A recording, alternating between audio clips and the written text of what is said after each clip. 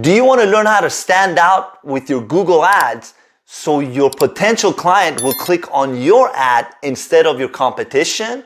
Well, in this week's actionable tip of the week, I'm going to show you step by step on how to add extensions to your Google ads. Basically, these are site links that will give you more real estate in Google search results so you can show up nicer and bigger from your competitors.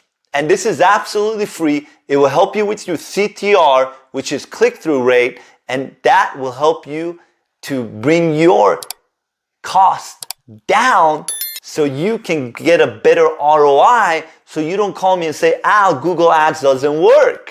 If you're watching this on IG, go to my profile and the link is in there to my YouTube video. And if you're not following me on YouTube, please smash that subscribe button so you can get free advice every week so you can grow your food business with me.